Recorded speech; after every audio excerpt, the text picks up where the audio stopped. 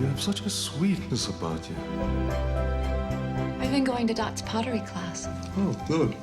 Is there anything else you want from the market other than the apricot spread? Pippa Lee, right?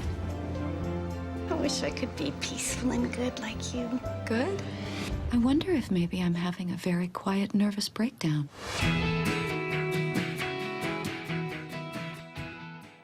It's obviously based on your own novel, that then Yeah. you write a screenplay. Yes. How is that transition about choosing what to keep and what to Well, the leave way out? I attacked the novel was pretty disrespectfully. I started really ripping it apart completely because I realized the novel was structured in a certain way that worked for the novel, but where there were large chunks of the past, large chunks of the present that wouldn't have worked for the film. I wanted the film to where the present and the past were snaking in and out of each other all the time. So I broke it down. I literally broke it down scene by scene on index cards that were marked, you know, by color. And I created a huge stack of cards that were at first just even, you know, pink and blue.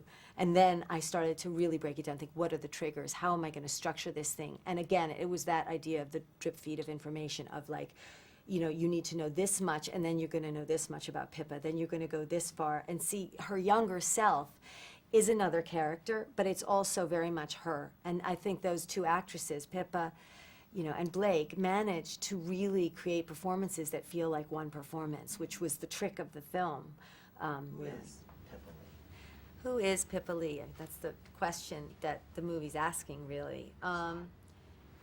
Pippa Lee is a woman that you think you know in the first few minutes of the movie. She's got grown-up kids, she's got a lovely life, she's got a much older husband, she's a lovely hostess, and gradually you realize that she has a past that just doesn't match her, you know, and, you know, minute by minute, we are unpeeling her character like an onion and getting down to the essence of her. Through understanding her past, we begin to understand her. Really, the big challenge in writing the screenplay and in cutting the film and putting it together was the drip feed of information and how much information to give at any given time, because it's really the build of information that